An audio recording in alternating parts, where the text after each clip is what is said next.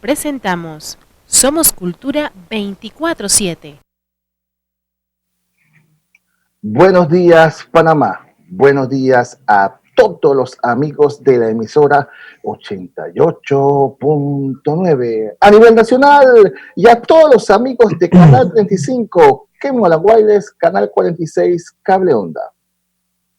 La pandemia del COVID-19, además de ser la crisis humanitaria global que nos ha afectado en estos tiempos, también se ha convertido en una crisis económica sin precedentes que afecta claramente a todos los sectores.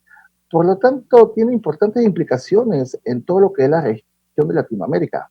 Cada país está tratando de manejar de la mejor manera esta crisis económica, salud y social.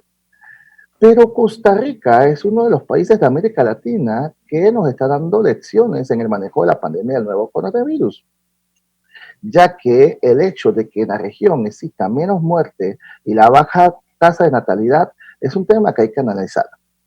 En vivo tenemos la presencia, el honor de tener al periodista costarricense Juan Manuel Vargas, que de primera mano tratará de compartir con nosotros cuáles son las estrategias o las claves que de primera mano él ha podido observar de Costa Rica en el manejo del COVID-19. Muy buenos días, Juan Manuel, ¿cómo estás? Hola, ¿qué tal? Un saludo para todos ustedes y gracias por la invitación. Y aquí estamos a las órdenes. No es que yo sea un experto en la materia, sino que al estar en contacto diario por mi profesión con este tema, algo de información manejamos y entonces, si es útil para ustedes, acá estamos a las órdenes. Por supuesto, y la pregunta clave, en este momento, ¿cuál es la situación de Costa Rica con el COVID y cómo inicia todo el proceso? Bueno, si quieren empezamos por el principio, como dicen. Costa Rica empieza su relación con el COVID-19 el 6 de marzo, ya hace 5 meses atrás, cuando se diagnostica con la enfermedad a una turista norteamericana que vino al país a vacacionar y al final lo que terminó haciendo fue pasando su cuarentena en un hotel. Ese fue el primer caso confirmado. Había mucha ansiedad en Costa Rica, se le pasaba preguntando diariamente al ministro de Salud, el señor Daniel Salas, que si ya había llegado el coronavirus a Costa Rica, que si ya había coronavirus en Costa Rica, y en un momento determinado el señor de una manera muy, muy sabia, digo yo, llegó y dijo, tranquilos, o sea, nos guste o no, el coronavirus va a venir a Costa Rica, porque así como se fue diseminando por todo el globo, Costa Rica no tiene nada especial como para estar exento de esa enfermedad. Entonces, el 6 de marzo fue que se dio el primer diagnóstico de una persona positiva de COVID-19 en Costa Rica. El primer costarricense en dar positivo de COVID-19 precisamente tiene un vínculo con Panamá, porque lo que trascendió es que esa persona había viajado a Panamá a toparse a un pariente que venía de regreso de Cuba. Y a mí no me extraña el impacto de la enfermedad, por ejemplo, en el caso de Panamá, porque recordemos que ustedes tienen un hub que llega a cualquier cantidad de vuelos a Ciudad de Panamá. Así fue como se diseminó el COVID-19. Entonces, esa persona, ese primer costarricense que incluso ya falleció, era un médico que trabajaba en el principal hospital de la provincia de Alajuela. Les pongo el contexto. Costa Rica está dividido en 7 provincias. Cada provincia está dividido en cantones y cada cantón está dividido en distritos. Somos 7 provincias, 82 cantones. Resulta ser que ese doctor va a laborar a su lugar de trabajo, el principal hospital de la provincia de Alajuela, sin saber que estaba enfermo de COVID-19. Y como en ese momento no se había advertido del distanciamiento social, de la careta, lavarse las manos, evite saludar de beso y abrazo, fue precisamente en el hospital de Alajuela donde se comenzó a ver el primer brote importante de COVID-19 en el país y ya ahí el resto es historia. No sé si tiene alguna también pregunta como para ir encauzando por ahí la conversación. Cuando se inicia este brote, lo que deseamos entender es si existieron cuarentenas general en Costa Rica, si cerraron las fronteras, cómo fue la circulación de los autos cuando se enteran del primer caso. Bueno, tal vez, como le repito, nosotros nos enteramos o nos confirman que tenemos el primer caso el 6 de marzo, pero no fue que de manera inmediata las autoridades reaccionaron, sino que tal vez fue una semana después que se comenzaron a tomar ya medidas. Se empezó, como le repito, primero que todo a machacar ese concepto de que lávese las manos, desinfecte constantemente las superficies. Se comenzó a invitar a todas las empresas, ya sean públicas o privadas, a que la gente se quedara en casa y comenzara a hacer teletrabajo en la medida de lo posible. Se implementó una restricción vehicular sanitaria, que esa restricción vehicular sanitaria básicamente indica que usted no puede circular con su vehículo una vez por semana dependiendo del número con el que termine su placa. Entonces, si su placa termina en 1 y 2, usted no circula lunes. Si su placa termina en 3 y 4, no circula martes y así sucesivamente hasta llegar al viernes. Los fines de semana no pueden circular, digamos, los sábados, los vehículos cuya placa termina en par, y los domingos, los vehículos cuya placa termina en impar. Y cuando usted puede circular, en un momento determinado lo que se permitía era nada más ir a lugares de abastecimiento. No era que usted podía salir a pasear, sino que si salía de su casa era porque iba directamente a realizar compras de abastecimiento para su hogar. Incluso en Semana Santa,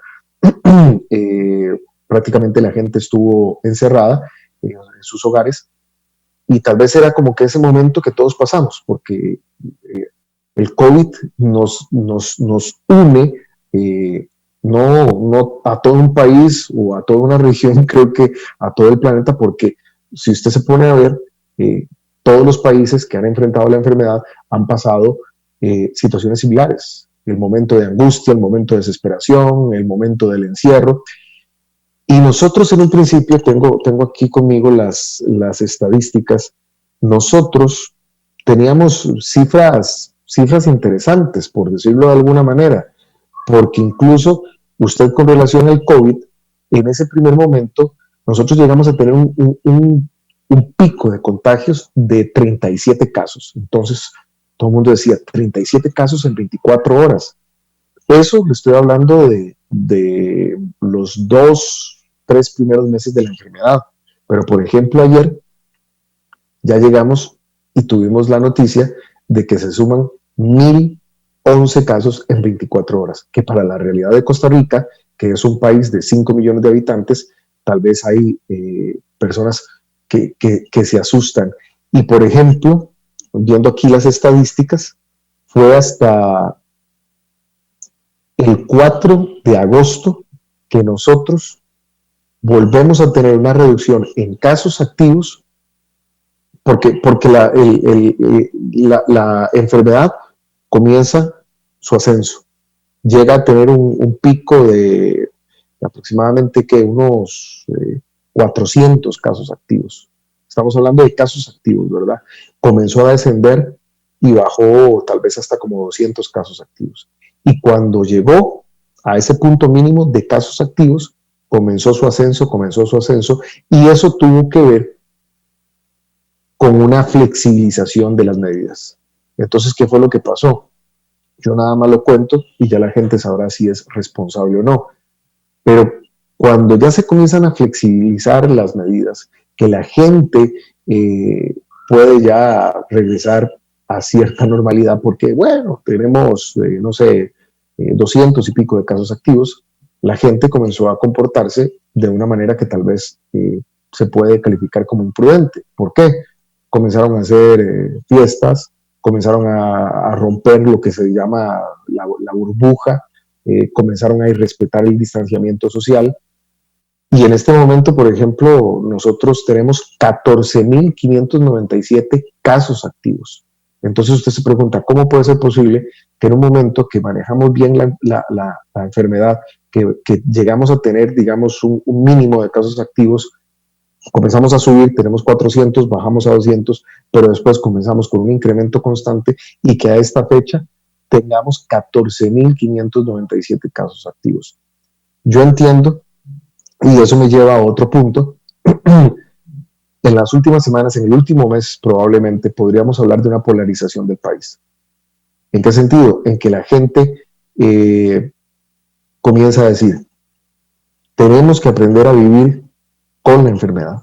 La enfermedad vino para quedarse y estará con nosotros y podemos tal vez pensar en un mejor manejo hasta cuando ya exista una vacuna. Pero hay que llegar y soltar amarras. Pero entonces es ahí donde se da la polarización del país, porque la gente dice, por una parte, ok, no podemos quebrar el país, hay que soltar amarras, el comercio tiene que salir adelante. Pero cuando se soltaron amarras, la gente no respondió de la manera adecuada, porque vea cuál es la situación actual en este momento de las cifras.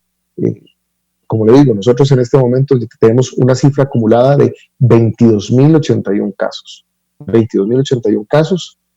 Nosotros en este momento, por ejemplo, estamos registrando muertes cada 24 horas por COVID-19 desde el 7 de julio. Desde el 7 de julio estamos registrando muertos todos los días, cuando eso no ocurría en la primera etapa de la pandemia. Las cifras entonces, como le digo, 22.000 casos acumulados, de esos 14.000 están activos, o sea, son personas que se han contagiado y están enfermas en este momento. Tenemos en hospitales a 373 personas y en cuidados intensivos 89. Y a la fecha ya sumamos 218 fallecidos, que tal vez comparado con las cifras de Panamá pueden ser cifras mejores, pero tenemos que poner esa perspectiva. Nosotros estamos hablando de una población de 5 millones de habitantes y tal vez en un momento determinado sacábamos pecho y decíamos, estamos siendo un ejemplo para Centroamérica, estamos siendo un ejemplo para Latinoamérica, nada de extrañar por parte de los ticos por la manera en que estamos manejando la pandemia. Pues creo que hay que poner las barbas en remojo porque ya tiempo después nos relajamos y estamos viendo las cifras actuales que estamos manejando en este momento. Para usted, ¿cuál ha sido la estrategia de la tasa de mortalidad? Ya que, por supuesto, que estamos escuchando que el contagio está aumentando, pero se han mantenido estables. Por supuesto que indudablemente cada muerte de costarricense duele, pero con una tasa de mortalidad bastante baja comparado a todos los países de la región. ¿Cuál usted cree que ha sido la clave para tener esa tasa de mortalidad bastante baja? Bueno, pienso que tal vez la respuesta la podemos encontrar en el principio del manejo de la enfermedad, que la gente respetaba los protocolos, distanciamiento social y demás. Pero no es que esa tasa es fija. Esa tasa puede llegar y puede variar, puede incrementarse, se nos pueden escapar los buenos números, porque si ya no podemos, digamos, controlar los casos, es que la gente se va acostumbrando, ese es el problema.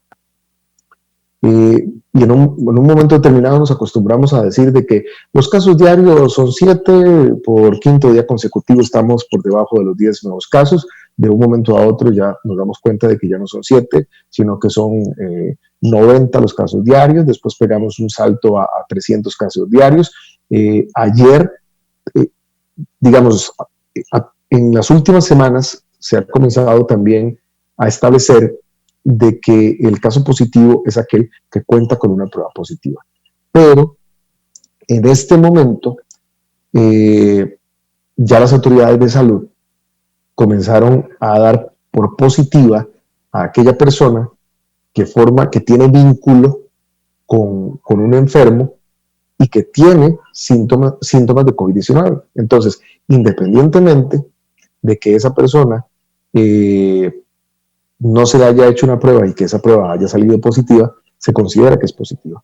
Entonces, por ejemplo, ayer se anunció ya por primera vez la cantidad de personas que por nexo se considera que tienen COVID-19, que en este caso son 515 personas. Ese anuncio se dio justamente ayer. Por eso ayer nosotros tenemos ese pico de nuevos casos en 24 horas de 1.111.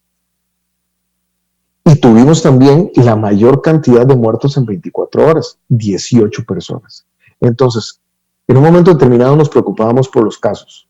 Esa es mi percepción personal. Como ya los casos, digamos que reventaron, ok, veamos entonces el tema de ocupación hospitalaria, porque estamos hablando de que Costa Rica tiene un sistema de salud que podríamos catalogar como bueno, pero hay una capacidad instalada limitada. Entonces, comenzamos ya a hablar de temas como los que en su momento se llegó y se habló en Europa. Si se nos acaban los ventiladores mecánicos, ¿con qué criterio le vamos a dar a una persona ventilador y con qué criterio no se lo vamos a dar a otra? Ayer llegamos o marcamos ese pico de 18 personas fallecidas en 24 horas, que para nosotros es algo inédito. Y vamos a lo mismo, tal vez en esa polarización que se ha dado en el país de la gente que de manera justa dice necesitamos flexibilizar las medidas para poder trabajar. Algunos dirán, la tasa de mortalidad es baja. El problema es que los números son números hasta que usted no lo tocan. Ya cuando uno de esos fallecidos es un pariente suyo, un amigo suyo, un compañero de trabajo suyo, ya tal vez entonces la cosa ahí cambia. Entonces, como le digo, tenemos una cifra positiva en cuanto a la mortalidad, pero si no cuidamos la cifra se nos puede escapar de la mano. ¿Se ha utilizado alguna herramienta tecnológica para lograr esa trazabilidad que usted nos ha informado, para lograr contactar a todos estos contactos de una manera efectiva y proactiva? ¿Qué recursos ha utilizado el pueblo de Costa Rica para poder lograr tener control con esa trazabilidad?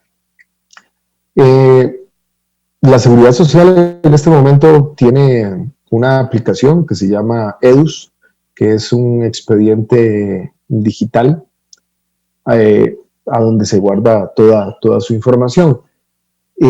Yo honestamente no sé qué tan efectivo habrá sido, porque vamos a lo mismo. Usted en esta pandemia va quemando etapas y en un momento determinado ya las autoridades tuvieron que declarar el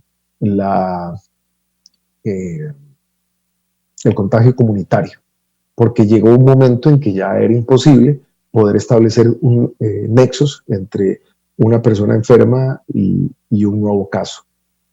Cuando nosotros tenemos ese primer clúster o ese primer brote en el hospital de Alajuela, se tenía muy claro que el foco de infección había sido una persona que había ido a Panamá y que esa persona, al relacionarse con otras en su trabajo, pues contaminó. Ya después otra persona vino del extranjero y entonces se tenía como que muy claro de dónde venía cada caso, pero llegó un momento determinado en que ya era prácticamente como que imposible. Si usted tiene el EDUS, la aplicación, pues incluso hay una serie de preguntas que usted puede responder en la aplicación para determinar si usted es o no sospechoso de COVID-19.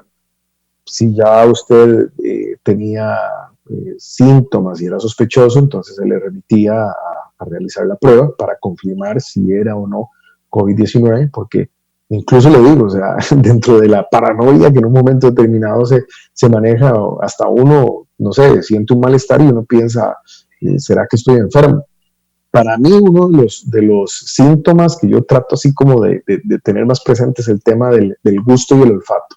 Si en un momento determinado yo ya a la fecha no he perdido ni el gusto ni el olfato, entonces me quedo tranquilo. Pero si en un momento determinado no me siento muy bien, pierdo el gusto y el olfato, entonces ahí ya es como que una alarma. Ya la persona con su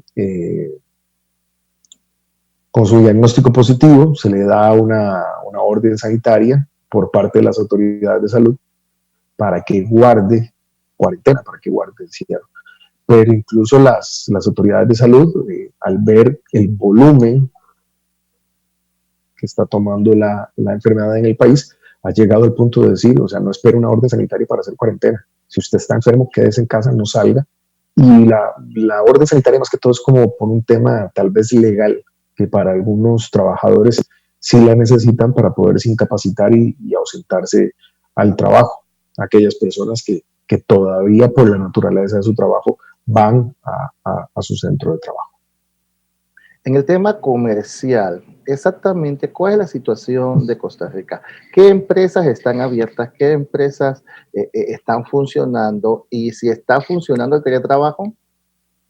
Bueno, al teletrabajo fue lo primero que se comenzó a apelar. eh, y ahorita, digamos, las grandes empresas y los pequeños comercios de abastecimiento están funcionando. Tal vez aquellos que tienen restricción, qué sé yo, los restaurantes pueden abrir, pero con un aforo del 50%, estableciendo protocolos, que por ejemplo cuando la persona llega al local se le toma la temperatura, se le da alcohol en gel para que se limpie las manos, se le atiende a una distancia respetuosa, pero la situación es complicada porque, digamos, en este momento Costa Rica marca o tiene en este momento una cifra récord de desempleo, una cifra récord que ya rondaba el 10, el 12% antes de la pandemia y prácticamente que se ha duplicado por la pandemia. ¿Por qué? Porque muchas personas han perdido su trabajo a raíz de la pandemia o incluso han visto reducida su jornada laboral por la pandemia y por ende su ingreso. La industria del turismo, para nadie es un secreto que Costa Rica en la región es un ícono a nivel de turismo, se ha visto muy afectada. Las fronteras estuvieron cerradas por más de 3 meses. Las fronteras incluso se abrieron hasta esta semana que acaba de pasar. Creo que es un momento como que muy particular para que tengamos esta conversación, porque como le digo, ayer tuvimos una cifra récord de nuevos casos en 24 horas, tuvimos una cifra récord en fallecidos, esta semana se abrieron las fronteras, pero no para cualquier persona. En este momento yo no sé si un costarricense puede viajar por turismo. Cuando cerramos, por ejemplo, las fronteras, solamente podían venir a Costa Rica costarricenses que regresaban a casa o eventualmente residentes en el país. Si alguien quiere venir al país, solamente por ahora están permitidos los turistas o visitantes que vengan procedentes de Europa, Reino Unido y Canadá, nada más. Y la persona, dentro de los requisitos que tiene que traer, es una prueba COVID-19 negativa que se haya dado en las últimas 24 horas e incluso pagar un seguro que se está cuestionando, que encarece el viaje en hasta $1,000, porque era un seguro particular de la aseguradora del Estado. En este momento se está en negociaciones o en conversaciones para que la persona pueda ingresar al país, pero con un seguro que pudo haber adquirido en su país de origen. Y que ese seguro se haga responsable de los gastos médicos que eventualmente pueda tener esa persona si resulta positiva acá en el país, y también incluso de los gastos de alojamiento, porque si usted, por ejemplo, da positivo estando en el país, pero no necesita ingresar a un hospital, pero sí necesita mantenerse más tiempo de la cuenta, realizando cuarentena en un hotel, entonces eso lo tiene que cubrir el seguro. Entonces, el comercio se ha visto muy afectado, el comercio en tiendas de salones de belleza, donde la gente se va a cortar el cabello, o incluso las mujeres se van a hacer las uñas. Bueno, ¿por qué no? También pueden haber hombres que se van a hacer las uñas. Los restaurantes se han visto afectados. El comercio en general, a donde se venden electrodomésticos, y solamente se trata de mantener abierto lo de primera necesidad. En este momento hay una flexibilización de las medidas, pero aquí se comenzó a implementar la teoría del baile y el martillo. El baile es cuando tenemos medidas relativamente, no hablemos de bajas, sino intermedias, que nos permiten circular, que nos permiten ir a negocios, ya sea hasta las 5 de la tarde o incluso hasta las 10 de la noche. El país se ha visto, digamos, en este momento dividido tal vez en categorías. Existen cantones, se les había hablado que el país está dividido en provincias, cantones y distritos. Entonces hay cantones y distritos que están en alerta naranja, que es la alerta de mayor restricción, en la que usted solamente puede circular cuando puede circular hasta las 5 de la tarde, y ya es ahora prácticamente que los comercios que están en esa área tienen que cerrar, si es que pueden abrir, porque la próxima semana y durante 10 días se van a endurecer las medidas para tratar de contener nuevamente los contagios. ¿Y esto por qué razón? Porque viene el Día de la Madre. En Costa Rica el 15 de agosto se celebra el Día de la Madre, y entonces, previendo que se podrían dar aglomeraciones en el comercio por el Día de la Madre, entonces es que se van a dar nuevamente un periodo de 10 días de restricción. Y se le invita a la gente a que celebre el Día de la Madre, pero en su burbuja social, con la gente con la que usted convive. No haga fiestas, no haga celebraciones. Si usted tiene, no sé, varios días de no ver a un pariente, pues siga sin verlo, mantenga contacto, no sé, por una videollamada, como supongo han hecho en este momento también los panameños, porque como le digo, o sea, esto es algo que nos está afectando a todos. Vamos a retroceder un poco cuando inicia la pandemia. ¿Cómo fue el desabastecimiento? ¿Hubo desabastecimiento en los supermercados? ¿Cómo fue el comportamiento de la población cuando se entera que ya la pandemia ya estaba dentro del país y que se acercaba a una futura cuarentena? Yo creo que algo que ha permitido primero Internet y luego las redes sociales es la globalización. Y lo que tal vez vieron en algún momento en Panamá, o incluso lo que la gente con humor comparte en memes, también se dio aquí en Costa Rica. Hubo tal vez un temor y la gente acaparando papel higiénico, la gente acaparando desinfectante, la gente acaparando cosas. Y después entonces ya llega ese análisis tal vez colectivo. ¿De qué me sirve a mí acaparar cosas para no enfermarme de COVID si el que está a la par mía puede ser que no consiga los productos, se enferme y me enfermo? Entonces, pienso que puede ser que exista una frontera que nos separa, pero tenemos muchas cosas en común. Yo siento y soy del criterio de que con Panamá nosotros no tenemos mayor conflicto, no tenemos mayor problema, nos llevamos bastante bien. A veces sí tenemos mucho roce con Nicaragua. Me está entrando una llamada. Y listo, ya corté, no sé si ahí entró. Pero básicamente, ay caray, me está entrando la llamada. Amigo televidente de la emisora 88.9 y a todos los amigos de TV Plus Panamá, nos encontramos con el periodista costarricense Juan Manuel Vargas, que de primera mano nos está compartiendo toda la información cómo Costa Rica está combatiendo el tema del COVID. Y es muy interesante lo que nos ha dicho el ingeniero o el periodista Juan Manuel Vargas sobre de primera mano, en donde esta pandemia Costa Rica la está manejando de una manera muy especial. Pero vamos a un cambio comercial y al regreso tendremos más información con el señor Juan Manuel Manuel. Odebrecht, menos 30 puntos. Corrompieron el sistema político latinoamericano, opinó Michael Cosat, funcionario de alto nivel de Estados Unidos. Sin rostro, menos 10 puntos. Falsificadores de salvoconductos son en parte responsables de la propagación del COVID-19. Jorge Miranda, 0 puntos. Jefe de la Policía Nacional. Hay un manejo suave con los violadores de la cuarentena. Samira Gozaine, más 10 puntos. Directora de Migración, recibió el reconocimiento de los nicaragüenses por su trato humano en el retorno a su país. Michael Cosat, más 30 puntos, del Departamento de Estado de los Estados Unidos, dijo: nosotros sí tenemos consecuencias para individuos que sean corruptos. Somos Cultura 24/7.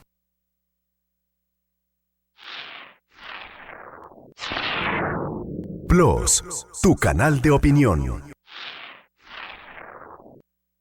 En la oficina, limpiar la superficie de su puesto de trabajo varias veces al día.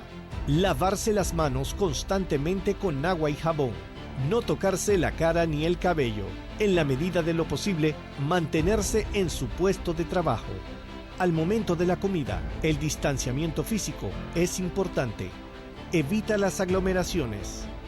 Si solo tienes una mascarilla, quítatelas desde las tiras de los lados. No toques la parte delantera y colócala en una bolsa plástica. Al terminar de comer, lávate las manos con agua y jabón y colócate nuevamente la mascarilla. La nueva normalidad requiere del compromiso y responsabilidad de todos. Juntos saldremos adelante. Ministerio de Salud. ¿Cuáles son los pasos para protegernos contra el coronavirus? Primero, lávate las manos con agua y con jabón durante 20 segundos. Luego, cierra la llave con el codo. Segundo, quédate en casa. Así evitas contagiarte o contagiar a tus seres queridos. Unidos, protegemos a nuestra gente y a nuestra nación. Asamblea Nacional.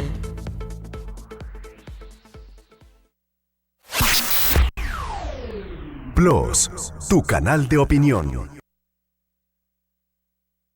Somos Cultura 24/7.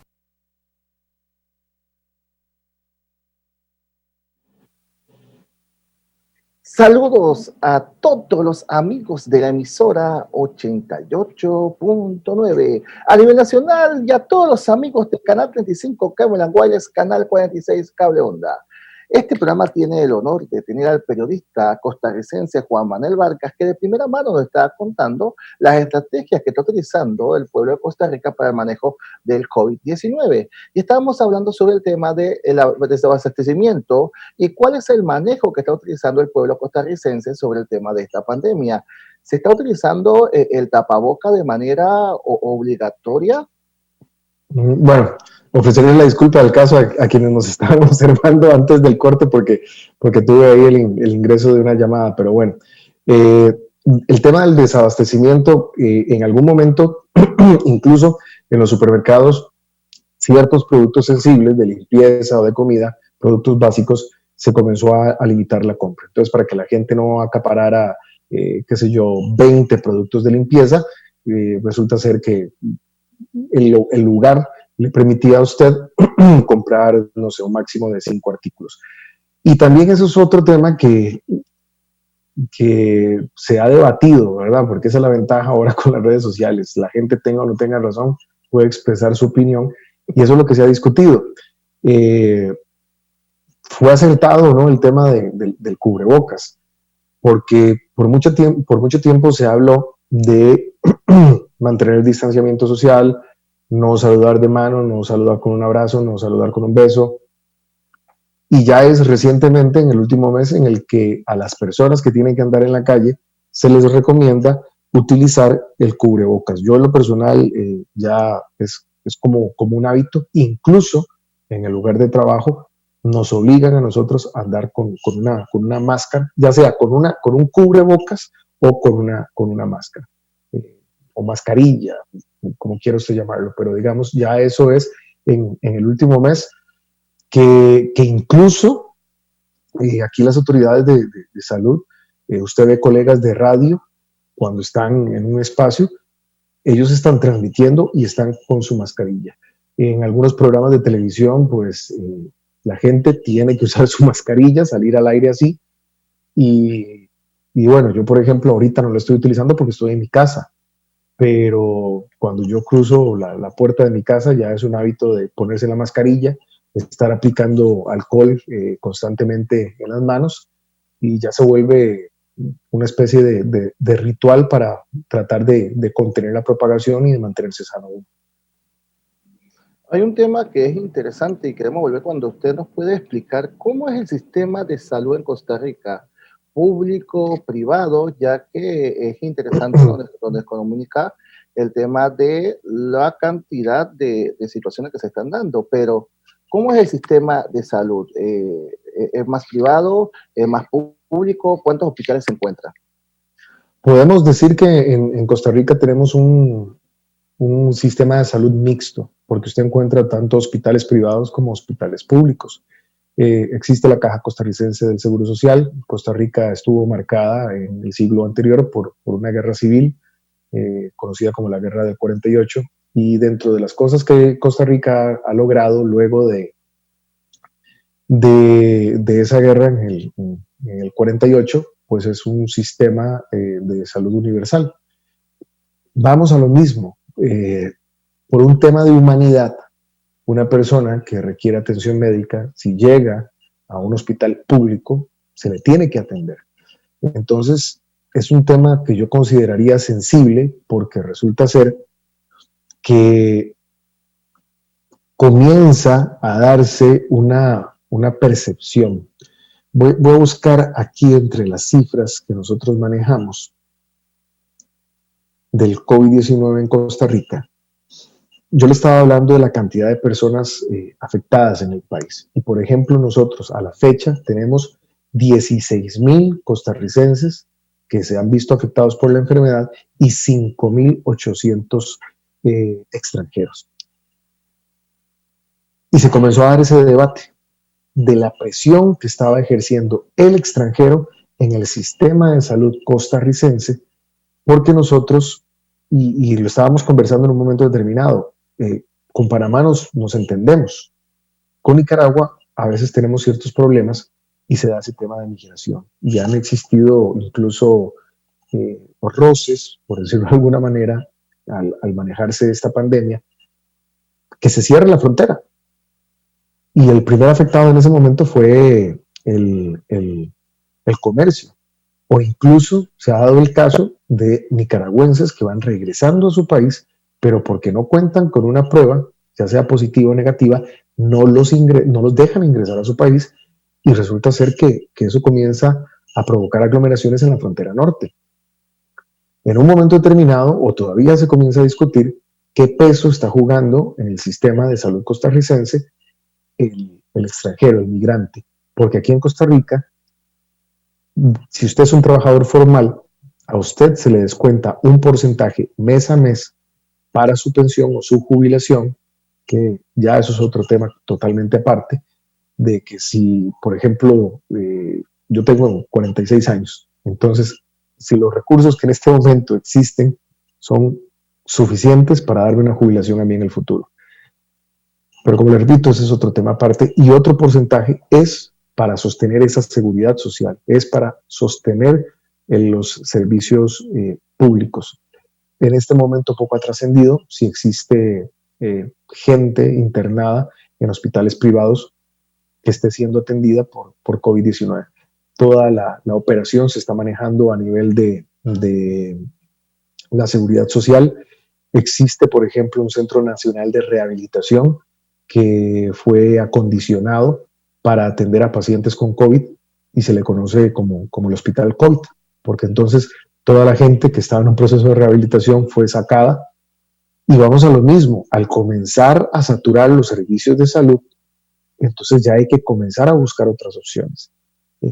Existe un Hospital Nacional Psiquiátrico a donde, pues, por su nombre se entiende que se atiende a las personas con algún problema psiquiátrico. Se está valorando entonces habilitar espacios en ese lugar y se ha tomado incluso en algún momento la valoración de comenzar a sumar a hospitales privados, si es del caso, en la atención de pacientes COVID. Entonces, la situación, como le repito, o sea, tratamos de que aquí no se repliquen situaciones como tal vez se dieron en su momento en Europa, donde se dio el colapso de los hospitales en España, o no nos vayamos muy lejos, situaciones como por ejemplo en Ecuador o en Bolivia, donde ya las camas en los hospitales no son suficientes versus la cantidad de enfermos que está presentando la enfermedad en determinado país.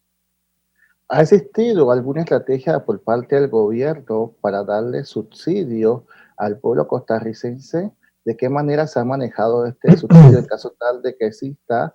Y cómo el pueblo costarricense ha tratado de sobrellevar esta pandemia, porque la suspensión de contratos y quedarse en una cuarentena en la casa es algo difícil. Bueno, primero que todo sí se tomó la previsión desde el principio el tema del teletrabajo, que fue la opción número 1.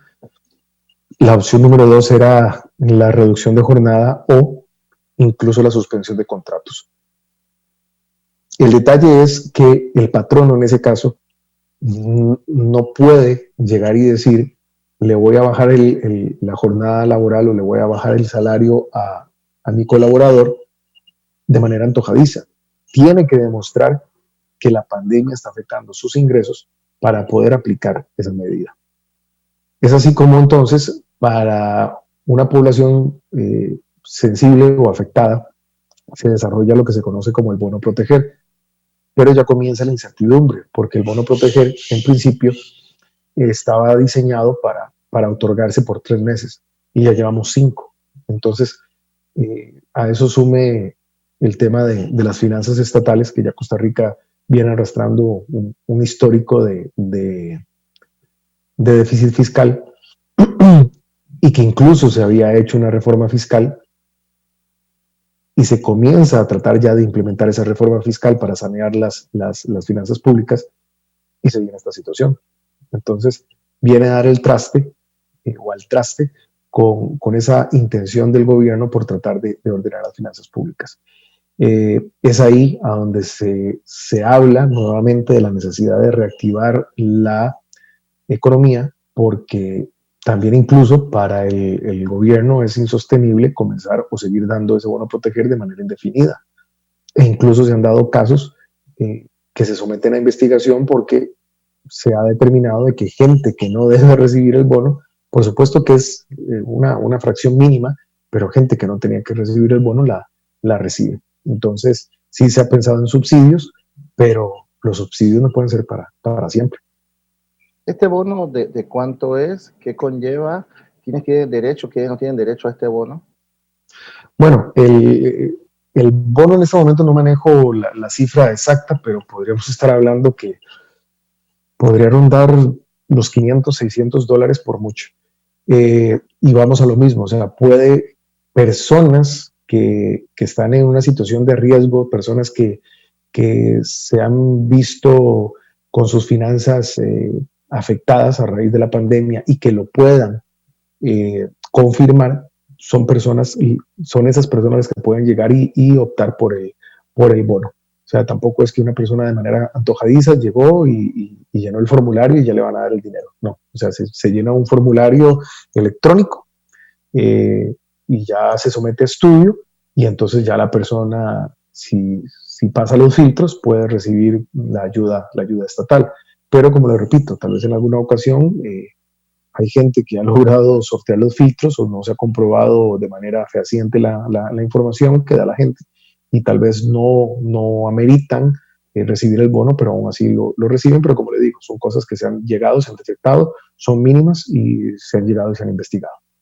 Ya estamos acabando la entrevista, pero es importante para nosotros saber cuál es el sistema de educación que están implementando. Todos los estudiantes están desde su casa, todos los estudiantes tienen las herramientas tecnológicas para poder la educación en Costa Rica. Ese es otro debate que se pone sobre la mesa. Acá las clases están suspendidas. Nadie, digamos, no están suspendidas. Lo que está suspendido es la lección presencial. Digamos que la emergencia se declara en el 6 de marzo. Yo le digo, o sea, por ejemplo, mi hijo, si acaso lo que fue a clases fue un mes y medio por mucho, porque ellos ingresaron en febrero, estuvieron desde la segunda semana de febrero, todo febrero, hasta marzo, y ya a mediados de marzo o finales de marzo se suspendieron las lecciones presenciales. Tal vez hubo un momento determinado de incertidumbre de cómo se iba a manejar esta situación y demás, y cuando ya se vio que el tema va para largo, entonces se comenzaron a implementar las lecciones. Bueno, en el caso de él, que está en una escuela pública, le comenzaban a hacer trabajos, le comenzaban a mandar trabajos, él los hacía en casa, con la supervisión más de la mamá que de mí, eso lo tengo que reconocer, y se le mandaban esos trabajos al profesor. Ahora, después de las vacaciones de mitad de periodo, ya se están utilizando más las herramientas tecnológicas para realizar clases virtuales, algo que en la educación privada sí se está haciendo o se implementó pues ya hace rato. Pero digamos en la primaria, en la secundaria, incluso en la universidad, se están implementando las cosas de esa manera. para mí, digamos, recibir lecciones de esta forma es como, o sea, siento como que no estoy recibiendo lecciones, pero es lo que hay que hacer en este momento. Y sí, se ha cuestionado, pues eso. Si había un nivel de deserción, más que todo en secundaria, en condiciones normales, ¿qué nivel de deserción va a haber ahora? Yo creo que eso no se ha cuantificado todavía, ese impacto, pero en fijo va a haber un nivel o un porcentaje importante, porque no todos los jóvenes, no todos los niños tienen esa facilidad tal vez de un dispositivo que pueda conectarse a Internet, y puede ser que tengan el dispositivo, pero si no tienen Internet, entonces también ahí tenemos otra brecha que hay que subsanar y que también va a dejar sus afectados en esta pandemia. ¿Cómo ha sido el sistema de Internet en Costa Rica? El tema ha estado de primera línea, lo que es la parte tecnológica. Nosotros acá tenemos varios operadores. Está el estatal, que le ofrece a usted conexión por fibra óptica, y que es como que el sistema más estable. Después hay compañías de cable que dan el servicio de Internet. Yo no sé si es por un tema de pandemia, pero bueno, hasta ahora estoy teniendo ya a veces es, digamos, tal vez que usted no recibe la velocidad contratada. Y si no es eso, es que ¿cómo se llama? El servicio es muy inestable. Yo tuve por lo menos un mes que el servicio era muy, muy, muy deficiente, muy, muy, muy inestable. En estos momentos creo que se está normalizando. Ahí desconozco, supongo que la gente al estar en casa demanda más el Internet, y usted sabe que eso depende mucho de la cantidad de gente que esté en un momento determinado consumiendo el servicio, puede afectar a otros. Pero si bien tal vez no tenemos una conectividad de primer mundo, pero sí tenemos, creo que lo suficiente como para estar conectados y para que la gente esté realizando sus labores en casa, para que la gente esté realizando su teletrabajo en casa, y para que la gente también esté viendo sus videos por streaming. Basado en este mismo tema va la conversación. ¿Ha habido algún tipo de legislación especial en el tema de que las personas por contrato suspendido no puedan pagar los servicios de Internet, luz, apartamento? ¿Cómo están haciendo para poder, sin tener trabajo, para poder pagar estos servicios?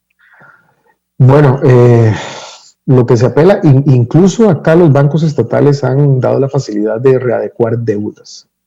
Y lo mismo pasa con la gente de los servicios públicos.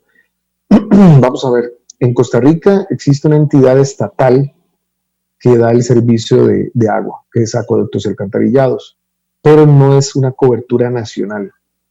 En algunos cantones es la municipalidad la encargada de dar el servicio, y en comunidades más pequeñas, digamos que es una especie de organización que se llama ASADA. Pero en el caso, digamos, de la entidad estatal, existió un problema importante de facturación que incluso en este momento está en investigación, porque se argumentaba de que como todo el mundo estaba en sus casas, se incrementaba el consumo de agua. Entonces una persona que tal vez, bueno, yo que puedo tener un consumo de, no sé, digamos que $30 mensuales de agua, y resulta ser que de un momento a otro, de un mes para otro, el recibo se me disparó a $100. Entonces se comenzaron a dar ese tipo de situaciones, tanto en el consumo de agua como en el consumo de electricidad. Se comenzaron a dar las denuncias, se comenzaron a solicitar las investigaciones del caso, y también se comenzó a hablar, digamos, de ciertas concesiones, de cierta moratoria, de que la gente que tenía problemas para pagar los servicios se acercara a las entidades para poder negociar un arreglo de pago. Y lo mismo ha ocurrido, digamos, con los bancos y los préstamos, por ejemplo, pero sí han sido como claros al indicarle a la gente de que si usted no ocupa de esa moratoria o esa readecuación de la deuda, entonces que se abstenga de solicitar el beneficio. Y esa readecuación de deuda en un principio era por 3 meses, y ahora más bien ya hay bancos que están reactivando los procedimientos para la readecuación de deudas, vislumbrando de que esta situación no se va a normalizar antes de diciembre. Por ejemplo, actividades propias de fin de año ya aquí se están suspendiendo de una vez. Aquí estamos hablando de actividades de concentraciones, o sea, que involucraba o que uno de sus componentes era concentraciones masivas. Aquí regresó el fútbol, pero a puerta cerrada. Hubo un campeón y ahora la próxima semana se reinicia el fútbol a puerta cerrada. Ya las autoridades de salud mencionaron de que va a haber fútbol, pero que fútbol con público hasta el otro año, si acaso. Y que probablemente si habilitan la presencia de público puede ser un 50% en enero. Los conciertos aquí están totalmente suspendidos. Aquí ya iba a venir Guns N' Roses, Kiss, Alejandro Sanz, todos esos espectáculos. Incluso yo tenía entradas para ir a ver a Soda Stereo o el tributo a Soda Stereo. Todo eso se suspendió y las autoridades de salud ya dijeron que conciertos con público, como originalmente estaban pensados, si acaso hasta marzo del próximo año. Y que tal vez en enero podría pensarse en un aforo del 50%, al igual que en el caso del fútbol. Entonces, ya aquí yo creo que vamos asimilando. Yo en lo personal, estamos hablando de que esta emergencia nos comenzó a afectar en Costa Rica en marzo. Yo tenía un viaje planeado a México, por ejemplo, para Semana Santa. Obviamente no lo pude hacer. Y pensando de que esto es algo pasajero, en 3 meses se va a normalizar, trasladé ese viaje para julio, para la primera semana de julio. Tampoco pude hacer el viaje en julio. Y yo en lo personal me voy haciendo la idea de que tal vez salir del país, tal vez hasta enero, tal vez. Primero, o sea, yo como costarricense en este momento puedo salir del país, pero ¿a dónde voy a ir? Número uno. Y número dos, ¿qué país me va a dejar entrar? O sea, Estados Unidos no está dejando entrar absolutamente a nadie. Y en este momento yo no me arriesgaría, por ejemplo, ir a México, país que en este momento es el tercer más afectado con el COVID-19 a nivel global, porque es el tercer país con más fallecidos. Es más, aquí tengo la cifra. El primer país con más muertes es, a la fecha, Estados Unidos con 161,000 fallecidos, seguido por Brasil y seguido por México con 51,000. ¿Alguno de esos 3 destinos usted quiere viajar en este momento? No, gracias, no, gracias. Hemos tenido entrevistas con el hermano país de Nicaragua, que todo parece indicar que ellos están tratando de tener inmunidad colectiva. ¿Es para Costa Rica desventajoso tener pocos casos comparado a Nicaragua para lograr una inmunidad colectiva o inmunidad de rebaño? ¿Usted qué opina sobre esto? Digamos que el tema se ha puesto sobre la mesa, pero tampoco se ha desarrollado mucho. Aquí se apuesta más a tratamientos, digamos, con personas ya recuperadas. Esas personas han llegado, han donado sangre para poder desarrollar tratamientos.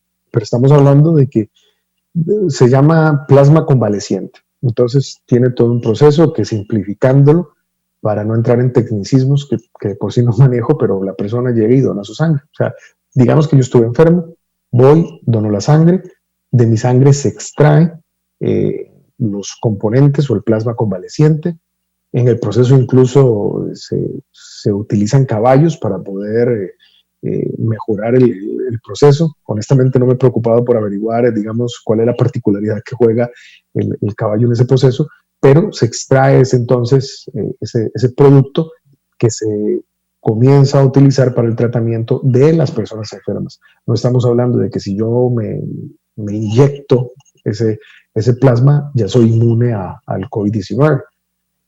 Pero yo creo que todo el planeta en este momento está en un proceso de aprendizaje. Como le repito, Panamá entiendo que está mucho más afectado que nosotros, pero nosotros no tenemos como que mayor problema con ustedes. O sea, creo que la relación es cordial y hay cooperación y demás. Pero con Nicaragua sí está siempre como ese componente que incluso ya se conoce que el presidente Ortega, cuando tiene como una situación al interno que manejar, no sé, se saca de la manga un conflicto con Costa Rica como para desviar la atención. Y hemos tenido esos problemas. O sea, ¿cómo puede ser posible que usted diga que Nicaragua está libre de COVID-19? Entonces la pregunta es, ¿están ellos libres de COVID-19 en verdad? ¿O simplemente es porque no están haciendo las pruebas? Y si usted no hace pruebas, no detecta el problema.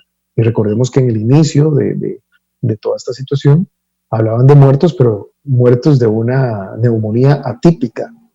Esa neumonía típica era COVID-19. Incluso creo que colegas, arriesgando su vida en este momento, pues llevan adelante la labor de una manera muy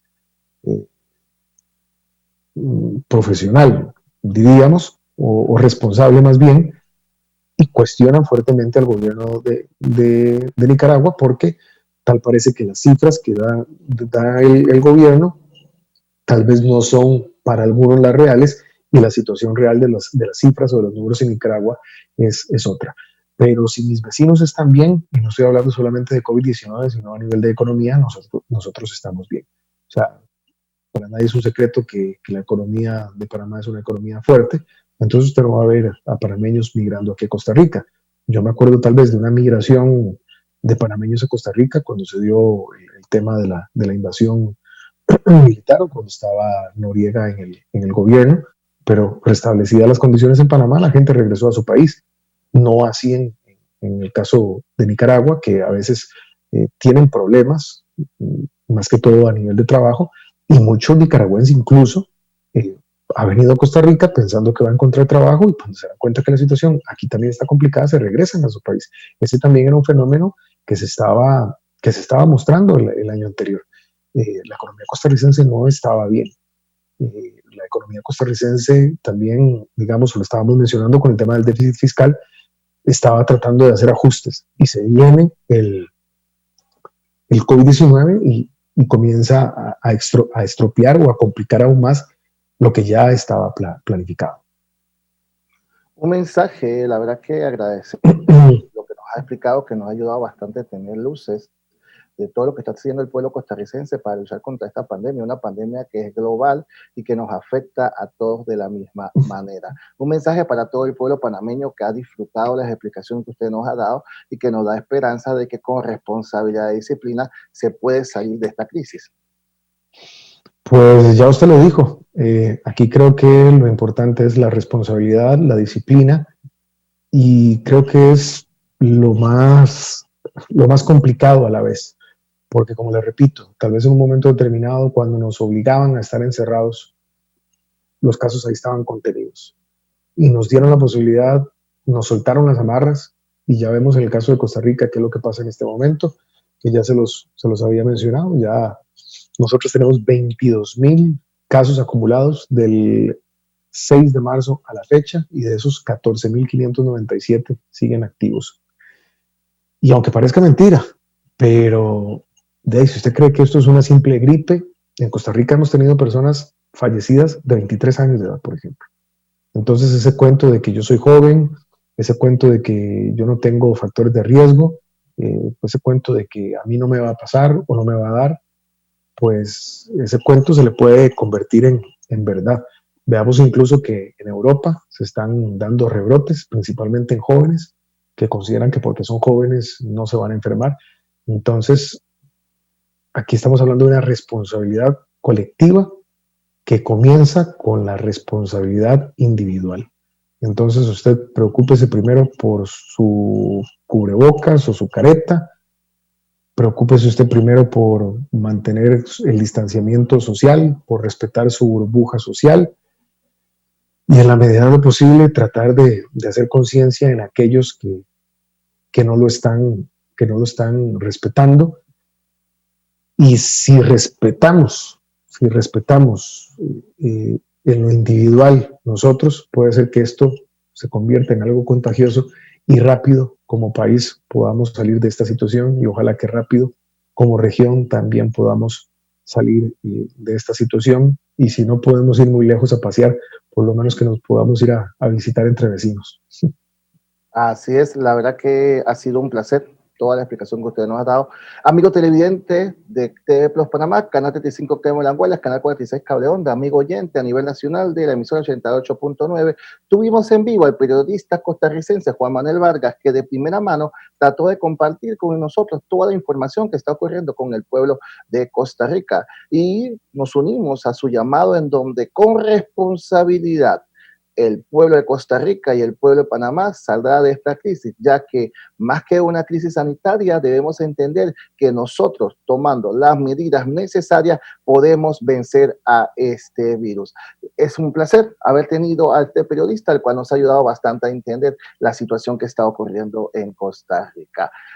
Despedimos el programa Somos Cultura 24/7 dando un estímulo de esperanza que con responsabilidad, lo vuelvo a decir, podremos salir adelante. Nos vemos la próxima semana. Plus, tu canal de opinión.